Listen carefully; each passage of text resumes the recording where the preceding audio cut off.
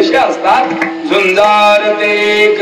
पण लोक म्हणतील महाराज आम्ही अनेक संतांची चरित्र वाचली, संतांनी युद्ध केलं कधी? उलट संतांच्या चरित्रामध्ये असं पाहायला मिळालं, ज्या जगद्गुरु तुकोबारायांचा अभंग आहे, ह्या जगद्गुरु तुकोबारायांची कीर्ती ज्या वेळेला जगामध्ये पसरली त्यावेळेला काही कुटील लोकांच्या अंतःकरणामध्ये सूडबुद्धी निर्माण झाली.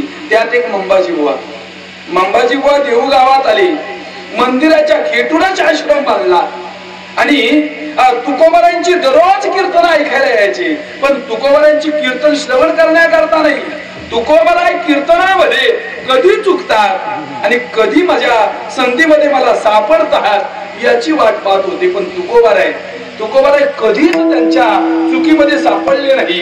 मग काय करावं? मंदिराला खेटून काय झाले, त्या काळापासून प्रथा चालू आहे.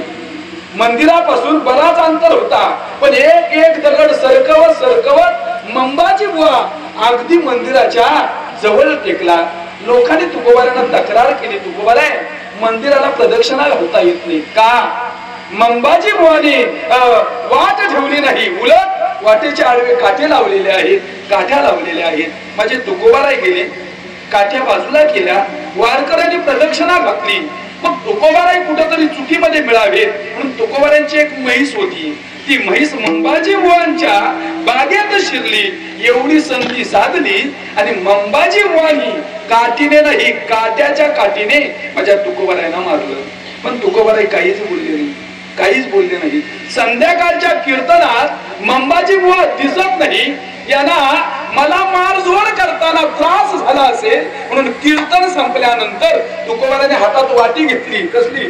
तुपाची, आणि मंबाजी बुवांची सेवा करायला गेली. अजून तुकोबारांचं चरित्र पहा.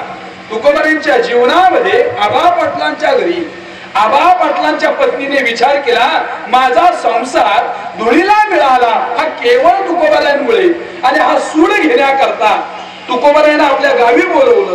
रात्री मुक्काम झाला, सकाळी आंघोळीला जाणार. एवढ्यात मालकाला सांगितलं संत आलेले आहेत, उठणं पाहिजे. मार्केटमध्ये जाऊन उठणं आणण्याकरता म्हणजे तुकोबाराय त्या बाथरूम मध्ये गेले, मालक उठणं आणण्याकरता गेले, उकळतं पाणी घेतलं आणि तुकोबारायांच्या अंगावर टाकलं. माझ्या तुकोबारांनी शिव्या दिल्या नाही, जळे माझी काया